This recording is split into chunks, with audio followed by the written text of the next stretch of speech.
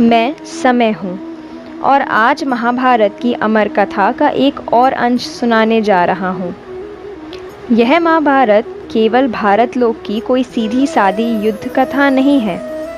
यह कथा है मानव संस्कृति के उतार चढ़ाव की। यह कथा है सक्षम और अक्षम की। ये कथा है अंधेरे से जूझने वाले उजाले की। और ये कथा मेरे सिवाय कोई दूसरा सुना भी नहीं सकता, क्योंकि मैंने इस कथा को इतिहास की तरह गुजरते देखा है। इसका हर पात्र मेरा देखा हुआ है। हर वर्तमान इस कहानी को सुने और समझे ताकि भविष्य के लिए तैयार हो सके। मैं समय हूँ और अभी पुरातन काल की महाभारत के हस्तिनापुर के महल में हो रही घटनाओं को देख रहा हूँ और साथ ही वर्तमान महाभारत भी देख रहा हूँ। मैं ऐसा इसलिए कर पाता हूँ क्योंकि मैं हर स्थान पर हूँ। महाभारत के युद्ध के पश्चात का दृश्य अत्यंत हृदय विदारक है। हंसता खेलता युग युद्ध की बलि चढ़ गया। नगर में विधवाओं का बाहुल्य हो गया था, क्योंकि पुरुष लड़ते लड़ते वीर गति को प्राप्त हुए थे, चाहे वे किसी भी पक्ष के हों। महारानी द्रौपदी हस्तिनापुर के महल में निश्चेष्ट बैठी शून्य में ताक रही है। श्री कृष्ण सिसकती हुई द्रौपदी कक्ष से प्रवेश कर चुकी है और श्री कृष्ण से लिपट जाती है। ये तुमने अपनी काया को क्या कर लिया है? श्री कृष्ण ने पूछा तो द्रौपदी का रुदन फूट पड़ता है। मैं देख रहा हूँ कि श्री कृष्ण ने द्रौपदी के सर को सहलाया और कहा, कुछ देर रुदन कर लो पांचाली, मन हल्का हो जाएगा। द्रौपदी कुछ पलों तक रुदन करती रहती है। पांचाली, उस पलंग पर बैठ जाओ और कहो क्या कहना चाहती हो। श्री कृष्ण ने सांत्वना दी। द्रौपदी सुबकते हुए कह रही है, यह क्या हो गया सखा, ऐसा मैंने नहीं सोचा था। सदैव की भांति मुखमंडल पर मुस्कान लिए श्री कृष्ण उत्तर में कहते हैं, नियति बहुत क्रूर होती है पांचाली, वह हमारे सोचने के अनुरूप नहीं चलती। तो हे सखा, बताओ नियति इतनी क्रूर क्यों होती है और हमारे परिप्रेक्ष्य में नियति का क्या हस्तक्षेप है? द्रौपदी पूछ रही है। मैं प्यासा हूँ सखी, मेरे लिए जल की व्यवस्था करो। प्यास बुझाकर मैं आराम से बात करता हूँ। अब मेरे पास समय ही समय है। महाभारत समाप्त हुई, मानो एक युग सा बीत गया। श्री कृष्ण कहते हैं, अवश्य सखा, कहती हुई द्रौपदी जल का प्रबंध करने का आदेश देती है। जल व्यवस्था की जाने लगती है। तब तक मैं वर्तमान में भारत लोक में आता हूँ। मैं जो घटनाएं देख रहा हूँ उसे आप भी जानिए। पुरातन काल की महाभारत की तुलना में वर्तमान में पांडवों और कौरवों की भांति दो पक्ष नहीं हैं। यहाँ अनेक राजनीतियों ने जन्म लिया हुआ है। उस महाभारत की तुलना में बिल्कुल संस्कारहीन।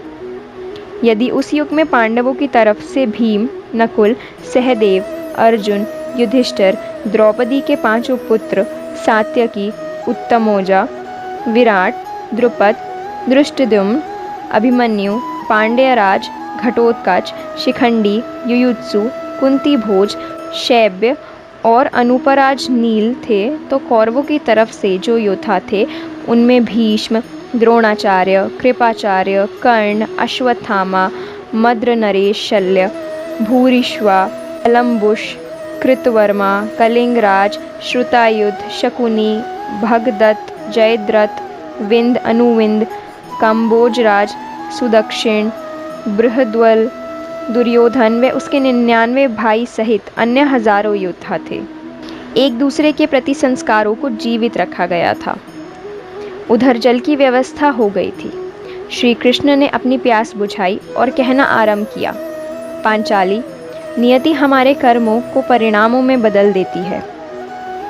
सखा विस्तार से बताओ, द्रौपदी ने कहा। श्री कृष्ण ने कहा, तो सुनो पांचाली, तुम प्रतिशोध लेना चाहती थी और तुम प्रतिशोध की अग्नि में जलती रही। तुम सफल हुई पांचाली। तुम्हारा प्रतिशोध पूरा हुआ। केवल दुर्योधन और दुशासन ही नहीं, अपितु सभी कौरव समाप्त हो गए। तुम्हें तो प्रसन्न होना चाहिए। द्रौपदी कहती है, हे कृष्ण, ये तुम मेरे घावों को सहलाने आए हो या उन पर नमक छिड़कने आए हो? श्री कृष्ण ने कहा, नहीं द्रौपदी, मैं तो तुम्हें वास्तविकता से अवगत कराने आया हूँ। हमारे कर्मों के परिणामों को हम दूर दूर तक नहीं देख पाते हैं, और जब परिणाम हमारे समक्ष होते हैं तो हमारे हाथों में कुछ भी नहीं रह जाता। हम कुछ नहीं कर पाते, हम असहाय हो जाते हैं। द्रौपदी सोच में डूब गई। श्री कृष्ण उसके सोचने तक प्रतीक्षा करने लगे और मैं भी वर्तमान में आ गया। मैं आपको बता रहा था कि भारत लोक में लोग संस्कार भूल चुके हैं। ऐसा प्रतीत होता है उस महाभारत में केवल योद्धाओं का विनाश ही नहीं हुआ था, अपितु एक संस्कृति का विनाश हुआ था, संस्कारों का विनाश हुआ था। वर्तमान भारत में संस्कारहीन राजनीतियां हैं। बेशक इसके अपवाद होंगे।